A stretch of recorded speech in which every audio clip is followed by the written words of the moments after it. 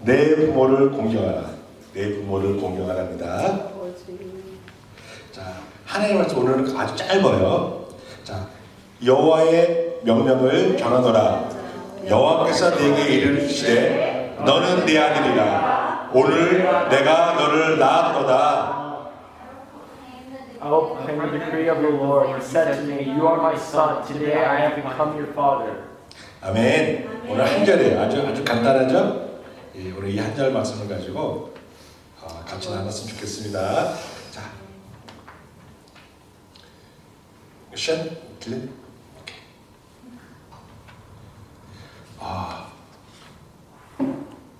어느 목사님이 이제 자기 여동생에 대해서 일어났던 일들을 얘기해 준 거를 제가 들은 적이 있어요. 그 여동생이 한 5살, 6살 정도 됐을 때, 어렸을 때 있었던 일인데, 이 여동생 집에 먼 친정 아저씨가 놀러 왔어요. 놀러 왔는데 아주 충격적인 얘기를 한 거예요. 무슨 얘기를 했느냐? 얘, 너 알아? 너 저기 다리 밑에서 너 주워 왔어. 그 얘기를 듣고 이 어린이 깜짝 놀라는 거예요. 아니야 하면 울어. 그랬더니 그게 너무 귀엽고 재밌잖아요. 근데 옆에 있던 아주머니가 진짜 아주머니 또 얘기한 거예요. 그거 나도 봤어. 너 틀림없이 너 2살 때 너를 다리 밑에 주워 왔어. 이 얘기를 하니까 이 아이가 굉장히 충격에 빠진 거예요. 어린아이가. 우리 아이들도 저는 어릴 때 이 얘기 이런 장면 찾는 우리 아이들은 그냥 웃고 넘어가더라고요. 그래서 안 했는데 이 여동생은 충격에 빠져가지고 생각을 해보는 거예요. 그러니까 이해가 다 돼요. 왜 자기한테는 돌사진이 없었는지, 그리고 자기 다른 형제들과 성격이 왜 다른지 그때서야 이해가 되는 거예요. 그러면 이 아이는 성격이 달라졌어요. 생활이 달라졌어요. 학교 가다가 집에 갈 때 자기 엄마가 자기를 부를 것 같아서 뒤를 돌아보고 우리 엄마는 어떻게 생겼을까? 우리 엄마는 어디 계실까? 라고 해요. 그리고 자기 엄마 아빠한테는 차마 물어보지 못해요. 왜? 물어보면 넌 내 딸 아니야? 너 집 나가. 이렇게 두려움이 쌓여가지고 그날부터 이 자기 여동생은 걱정과 근심, 답답함, 그 초잠을 가지고 그러나 내색하지 못하고 그렇게 살았어요. 언제까지? 고등학교 2학년까지. until 고등학교 2학년까지 이렇게 살다가 어린날 이 집에 엄마 친구가 놀러 왔어요. 엄마 친구 놀러 와서 하는 말이, 야, 너는 어쩜 네 엄마 고등학교 때 하고 똑같니? 라고 얘기하는 거예요. 그러니까 이 여동생이 이 딸이 깜짝 놀라서 막 달려가서 자기 장롱색에 있는 엄마 옛날 사진첩을 꺼내서 본 거예요.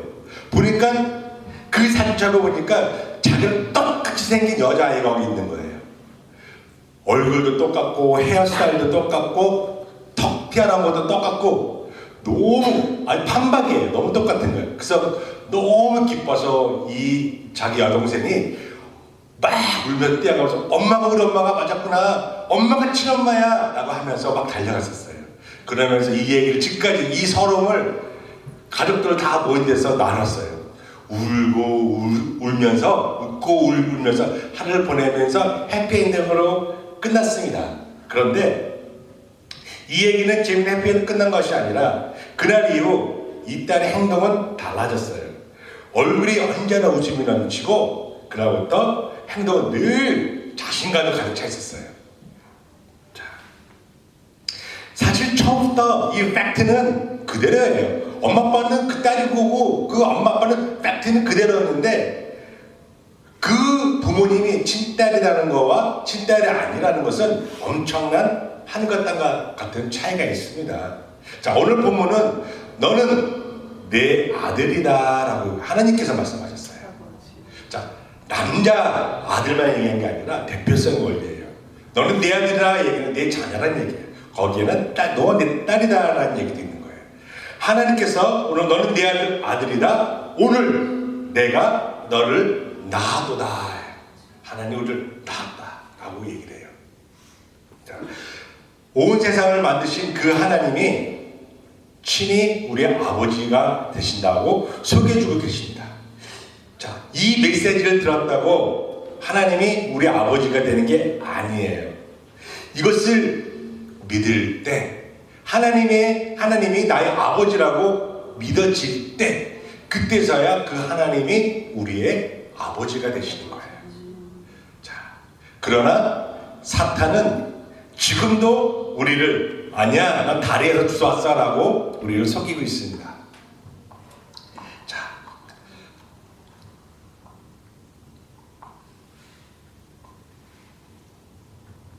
자, 첫 번째, 부모는 자녀의 의식주를 책임집니다. 자, 부모의 하나님도 포함시키세요. 자, 그럼 이해가 하기 더 좋을 것 같아요. 자, 우리 집에는 아무 때나 엄마, 나 배고파! 라고 시도 때도 없이 소리치는 자녀가 있습니다. 아침이건 밤이건 새벽이건 상관없어요. 나 배고파! 라고 외치는 자녀가 있는데, 그러면 아주 놀라운 일이 벌어져요. 엄마가 늘 그놈에게 맛있는 밥을 해줘요. 대충 해주는 게 아니라 정성껏 좋아하는 거 골라서 언제든지 맛있는 걸 해줘요. 근데 옆에서 보면은 진짜 억지로 하는 게 아니에요. 정말 기쁘게 해줘요. 그런데 이놈은 밥을 다 먹고 그냥 올라가요. 설거지도 안 하고. 그렇다고 이놈이 엄마한테 돈을 주는 것도 아니에요. 집안일을 해주는 것도 아니에요. 늘 코로나라고 늘 놀고 먹으면서 뻔뻔하게 늘 엄마 배고파 라고 외칠 수 있어요. 자, 이 아들이 늘 배고파라고 할 수 있는 단 한 가지 이유는 그놈이 엄마의 아들이기 때문입니다. 엄마 아들 때문에 이렇게 할 수 있는 거예요. 또 이놈은 또 학교 갈 때 요즘 이제 스쿨버스 타기 싫대요. 라이드 해달라고 픽업 해달라고 그래요. 그런데 조금만 듣고 처음 가니까 파킹장을 좀 잘못 찾아갔어요. 그럼 버럭같이 화를 내고 소리 지릅니다. 그래도 다음 날이면 또 엄마는 이름을 태우러 또 가요. 왜요? 아들이니까. 누가 우리 매달 1,000불씩 줄 테니까 이렇게 라이드 해주고 픽업 해주고 태권도 갈 때 라이드 해주고 픽업 해주세요 라고 절대로 안 합니다. 절대로 안 합니다. 그러나 그의 자녀들은 할 수 있어요. 왜? 부모와 자식 간에 연결되어 있기 때문에 그런 거예요. 자, 이때 이런 사랑을 받은 그 자녀들은 부모에게 할 수 있는 최고의 보답이 뭘까요? 자녀들이 부모에게 할 수 있는 최고의 보답, 최고의 고마움은 뭘까요? 첫 번째, 여러분 한번 선택해 보세요. 첫 번째, 돈을 준다. 두 번째, 부모에게 선물을 사준다. 세 번째, 고맙습니다라고 얘기하고 허가 한번 해준다. 자, 1번, 2번, 3번 중에 여러분 어떤 몇 번 선택할까요? 1, 2, 3번 다요. 1, 2, 3번 다. 예. 제가 알기로는 엄마들은 뭐 돈을 주고 뭐 이게 아니라 고맙습니다, 땡큐 하고 허가 한번 해주면 그것도 고생을 나사르리 다 갚을 수 있습니다. 그 마음이 다 없습니다. 자, 이거 어려워요? 그냥 말 한마디와 팔 한번 펴서 안아주기만 하면 되는 거예요. 이것은 절대 어려운 일이 아니에요. 어려운 일이 아닌데 하지 못해요. 하지 못해요. 자, 하나님은 우리 아버지가 되시고 우리를 만드셨습니다. 하나님은 우리를 먹이시고 우리를 입히시고 우리의 필요를 늘 채워주셨습니다. 그리고 우리를 천국에 들이시기 위해 독생자 예수를 죽이시고 우리를 또 구원해 주셨습니다. 우리가 그 하나님께 어떻게 무엇으로 보답할까요? 어떻게 보답할 수 있을까요, 여러분? 그 하나님 앞에 어떻게 할까요? 하나님 우리를 만드시고 먹여주시고 채워주시고 입혀주시고 구원해주시고 너무나도 감사한데 그 하나님 앞에 우리가 어떻게 이 은혜를 갚을 수 있을까요? 예, 답은 하나님께 감사하면 돼요. 자, 늘 감사하는 마음으로 살고 그분의 말씀대로 살면 됩니다. 그런데 감사는 어떻게 표현할까요? 눈에 보이지도 않고 만질 수 없는데 하나님 어떻게 감사하다고 하고 하나님 어떻게 허구하고 어떻게 표현할까요? 어떻게 할까요? 하나님께 표현하는 방법이 그것이 예배예요. 그것이 예배입니다. 고맙다고 기도하고 감사하다고 찬양을 불러드립니다. 그리고 하나님께서 우리에게 하신 말씀을 듣기 위해 모이는 이곳이 교회예요.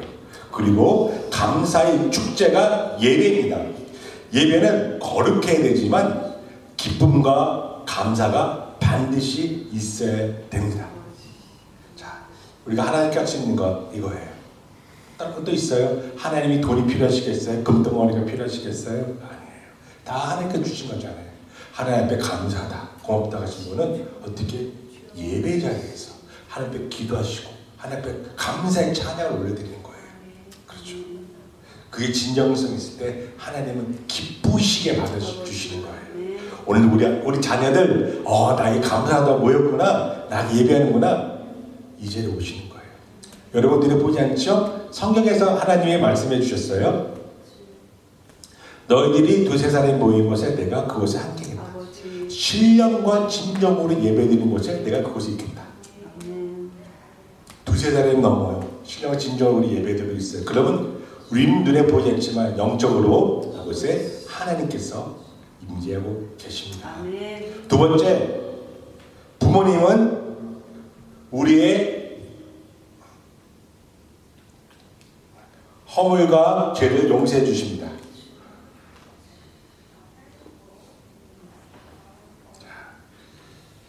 몇 달 전에 유튜브에다 이런 기사가 났었어요. 아주 큰 기사인데 중국에서 늙고 병든 어머니가 귀찮다고 땅을 파서 생매장을 시켜버린 사건이 있었어요. 아마 많은 사람 아마 들었을 거예요. 그 아들이, 둘째 아들이 엄마가 병들고 냄새나고 똥 싸고 싼다고 귀찮다고 그냥 땅에다 묻어버렸어요. 그런데 그 며느리가 어머니를 데리고 나면 안 되니까 이상해서 경찰에 신고를 했어요. 그래서 경찰과 함께 찾아 나섰는데 그 엄마를 찾았어요. 땅을 급하게 파서 보니까 아직까지 어머니가 살아계셨어요. 그런데 이 자기를 죽이려고 했던 그 아들 향해서 어머니는 이거 우리 아들이 한 거 아니에요. 절대 우리 아들이 한 거 아니에요. 자기 아들을 감싸고 있어요. 아들은 부모를 죽이려고 하는데 그 엄마는 자기 아들을 살리기 위해서 감싸고 변해주고 있었다는 겁니다. 이것이 부모의 사랑입니다. 이것이 부모의 사랑인 것 같아요. 또 복음서에 또 이런 얘기가 있어요. 도란 탕제 이야기. 어떤 나쁜 아들이 늙은 아버지를 졸라가지고 그 유산을 받아갔어요. 자, 이스라엘에서 이거는 돌에 맞아 죽어야 될 일이에요. 왜? 유산은 부모가 죽고 나서 물려주는 게 유산인데 살아있는데 유산을 달라고 하는 것은 죽일 수도 있어요. 그렇지만 그 아버지는 이 아들을 알기 때문에 유산을 다 나눠줬어요. 자, 유산은 나눠줬는데 그리고 외국에 가서 이 사람이 그 돈 가지고 술 먹고 여자들이랑 놀라고 그 돈을 다 탕진을 내버렸어요. 돈을 다 없어버리면 어떻게 먹을 게 없어요. 그래서 이스라엘 사람들이 제일 싫어하는 돼지가 먹는 쥐염 열매를 먹으려고 그것도 없어서 못 먹어요. 배고프고 비참하고 촬영하셔야 됐어요. 그때 이 탕자가, 이름이 탕자인데 이 탕자가 생각한 게 뭐예요? 우리 아버지 집에 가면은 우리 종들도 우리 하인들도 배불리 먹어볼 수 있어. 그래, 내가 염치 없지만 아버지 집에 돌아가서 아들이 아니라 종이나 하인으로 그 집에 살아야 되겠다 해서 아버지 집에 찾아가요. 자, 찾아갔을 때 그때 마을 입구에 있는 아버지를 발견합니다. 아버지는 자기 아들을 보자마자 달려나가요. 목을 끼얹고 울면서 내 죽은 아들이 살아 돌아왔다 기뻐합니다. 그리고 손에 있는 반지를 빼서 끼워주고 살찐 소를 잡아서 장치를 해주고 기뻐합니다. 그리고 성경에서는 이 탕자 아버지가 누구냐라고 의미를 두시냐면 이분이 하나님이세요. 이분이 하나님이세요. 하나님은 어떤 잘못을 하더라도 회개하고 돌아오는 자식들은 반드시 용서해 주시는 분이시라는 것을 우리 이 말씀을 통해서 우리 배우게 됩니다. 아무리 큰 죄라도 아무리 허물이 많더라도 하나님께서는 그 모든 것을 다 용서해 주시는 분이시라는 거예요. 자, 세 번째, 내 부모를 공경하라. 이게 오늘 부모 말씀과 맞는 건데 내 부모를 공경하라. 어느 날 시골에서 어느 늙고 병든 아버지가 계셨는데 이 늙고 병든 아버지가 아들에게 이렇게 물어봅니다. 아들아, 저 새 이름이 뭐니? 그 아들이 네, 까마귀예요. 좀 있다가 아버지는 얘야 저 새 이름이 뭐라고? 아이 까마귀라고 까마귀. 잠시 후에 또 아버지가 얘야 저 새 이름이 뭐니? 물어보니까 그 아들은 화를 참지 못하고 도대체 몇 번을 얘기해 까마귀 라고 막 화를 냈어요. 그러니까 그 화낸 모습을 보면서 그때 옆에 있던 어머니께서 그 서재에 가서 오래된 아버지 일기장을 끊어놓은 거예요. 그 일기장 가져가서 그 아들에게 읽어주었습니다. 그 일기장에는 아버지 일기장에 이렇게 써있었습니다. 오늘 내 아들이 내게 질문했다. 저 새가 뭐냐고. 그래서 나는 참새라고 알려주었다. 그리고 또 내 아들은 물었다. 아빠 저 새 이름이 뭐예요? 나는 또 신나게 알려주었다. 저 새 이름은 참새란다. 그날 내 아들은 25번이나 물어봤고 나는 기쁘게 25번을 다 알려주었다. 이 일기를 들은 아들은 조용히 눈물을 흘리며 아버지를 안아주었습니다. 자, 이게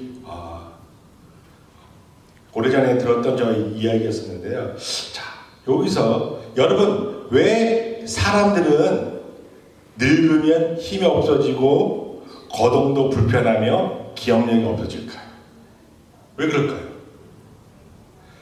김원영 지사님이 아까 지하실 계단에 올라오시는데 힘들게 계단에 올라오고 계셔요. 옛날에도 그랬을까요? 옛날에는 콩콩 뛰어다녔을 거예요. 그렇죠? 총명하셨을 거예요. 그렇죠? 자, 그런데 왜 나이 들면 사람들은 힘이 없고 기억력도 없고 약해질까요? 누가 이렇게 만드셨을까요? 누가 만드셨어요? 이렇게? 하나님이 만드셨어요. 하나님 만드셨어요. 이왕 하나님이 만드실 거라면 죽을 때까지 청춘으로 건강하게 살다가 때가 되면 딱 죽으면은 얼마나 편해요. 얼마나 편해요. 그렇잖아요. 이런 거잖아요. 그런데 하나님께서 만들었을 때는 분명한 이유가 있을 것 같다는 생각이 들었어요. 왜 하나님은 왜 불편하게 나이 드시면 점점점 늙고 초라해지고 힘없고 그러다가 더 늙어지면 누구 자식들의 도움이나 누구의 도움이 없으면 혼자서 결국 살 수 없는 지경까지 가게 됩니다. 왜 하나님은 이렇게 만드셨을까? 왜 인간을 늙으면 이렇게 힘없게 만드셨을까? 무엇 때문에? 누구를 위해서 이렇게 하셨을까라는 거예요. 자, 왜 그럴까요? 분명 하나님 이유가 있을 거 아니에요. 그렇죠? 누구 때문에 했을까요? 자, 정답은 여러분들을 축복해 주기 위해서 하나님이 만들어 놓으신 큰 그림이에요. 자녀들을 축복해 주기 위해서 만드신 하나님 그림이에요. 자, 10계명 중 5번째 계명이 뭐죠? 내 부모를 공경하라. 이게 신명기 5장 16절 말씀인데 제가 한번 읽어드릴게요. 너는 너희 하나님 여호와의 명한 대로 내 부모를 공경하라. 자, 순서가 자, 너는 내 하나님 여호와께서 명령한 대로 내 부모를 공경하라. 공경하면 어떻게 하신다고요? 내 하나님 여호와가 내게 준 땅에서 내 생명이 길고 복을 누리리라. 이게 뭐예요? 하나님께서 약속하셨어요. 이 계명 중에서 약속이 있는 첫 번째 계명이 이거라는 거예요. 약속이 있는 첫 번째 계명이 이거라는 거예요. 자, 하나님이 거짓말이 아니라면 이 약속은 반드시 이루어집니다. 여호와가 내게 주신 땅이 이 땅인지 저천 땅인지 저는 정확히 알 수는 없지만 분명히 부모를 공경하면 너희들은 복과 영생을 받는다고 얘기하시고 계십니다. 늙고 약하신 부모님이 우리 곁에 있으세요? 그것은 나를 축복해 주시기 위한 하나님의 은혜예요. 우리 주위에 가난한 사람이 왜 있어요? 왜 장애인이 있으세요? 왜 힘든 사람이 왜 있어요? 성경에는 그래요. 그 가난한 사람이 어디 가나 어느 새에 다 있다. 그 사람을 축복해줘라. 그 사람을 도와주고 안아주면 그것이 복이 되어서 우리가 하나님의 복을 받는다는 거예요. 하나님은 우리를 복을 주시게 그러신 거예요. 왜 부모님들이 늙으면 걷지 못하고 휠체어 타고 다니시고 힘도 없고 깜빡깜빡하실까요? 왜? 우리 축복해 주기 위해서. 그 부모님을 도와주면 그 부모를 사랑하면 그 부모가 줄 수 있는 게 아무것도 없잖아요. 일을 해서 돈을 벌어다 줄 수 있는 것도 아니고 뭘 해줄 수 있는 것도 아니고 기억도 못해요. 갚을 힘도 없고 능력도 없는 그 부모지만 우리가 정성껏 섬기고 사랑한다면 누가 보답해줘요? 하나님이 보답해 주시다는 거예요. 이게 성경의 비밀이에요. 그래서 1계명보다 4계명은 하나님, 5계명보다 10계명은 사람들에게 하신 말씀이에요. 그 중에는 첫 번째가 내 부모를 공경하라예요. 내 부모를 공경하면 여러분 하나님이 주신 복을 받습니다. 그것이 하나님 주신 땅이 이 땅인지 하늘 땅 천국인지는 알 수 없지만 분명은 하나님께서 우리에게 복을 주시고 우리를 영원히 살게 해준다는 겁니다. 성경은 내 부모를 공경하라 말씀하셨습니다. 그러나 여기 계신 분들 많은 분들은 이미 부모님이 안 계세요. 그렇죠? 다 돌아가셨어요. 자, 그러면 누구에게 어떻게 부모님을 공경할까요? 아까 김원지 사님이 얘기하셨지만 하나님 보고 김원지 사님 뭐라고 하셨어요? 아버지라고 했어요. 우리들에게는 아버지가 두 분이 계세요. 나를 낳아주신 이 땅의 아버지, 또 영적인 하늘의 아버지가 계십니다. 그 하나님 아버지가 계세요. 자, 나를 낳아주시고 길러주신 눈에 보이는 부모님도 사랑하지 못하면 늘 함께 있는 부모를 사랑하지 못하면서 어떻게 눈에 보이지 않는 하나님을 사랑할 수 있겠습니까? 그렇죠? 자, 하나님께서는 말씀하세요. 너 나 사랑하니? 먼저 내 부모를 사랑하래요. 이건 순서예요. 눈에 보이고 내 옆에 있는 부모를 사랑해라. 그것이 먼저고, 그리고 나서 하나님 나도 사랑하라. 내가 너를 뭘 주겠다 하고 주님이 말씀하십니다. 여러분 하나님을 사랑하십니까? 먼저 부모님도 사랑하시고 하나님께 순종하십시오. 이것이 하나님이 우리에게 주신 뜻입니다. 우리의 뜻인데 설교는 거의 다 끝나가는데 시간이 좀 남았는데 아까 이 세상에서 가장 아름다운 단어가 뭐라고 얘기했잖아요. 자, 실제적으로 영국에서 영국 문학협회에서 오래전에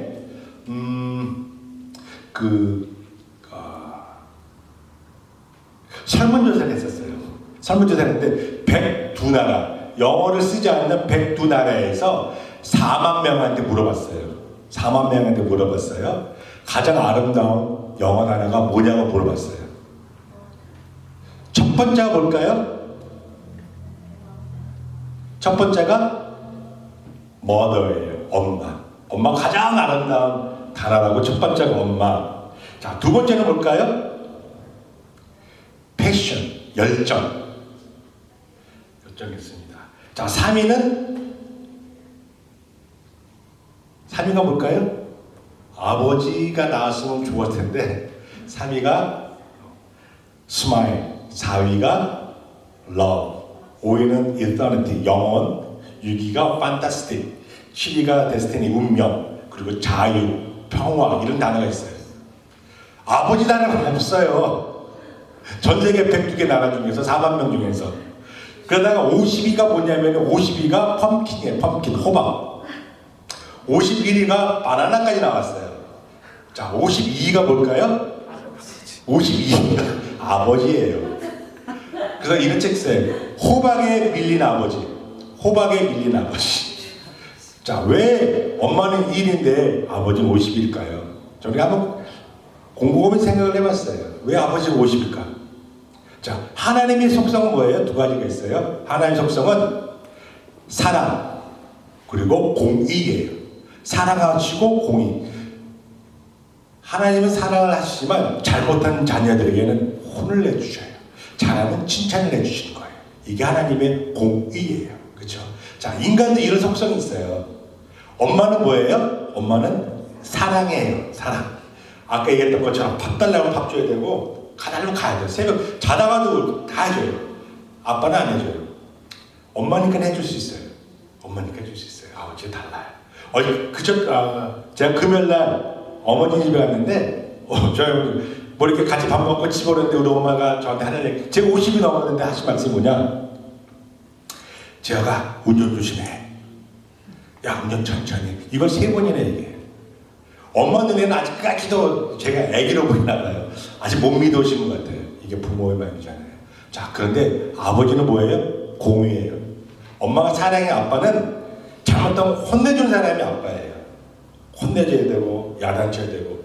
그러면서 사랑이 좀 인색해요. 왜? 그 몫은 엄마인 것이에요. 엄마인. 그래서 아마 우리 집 아이들도 저에 대해서 그런 공의 아버지 좀 불만이 좀 있을 것 같아요. 그렇지만 살아가는 마음은 다 똑같습니다.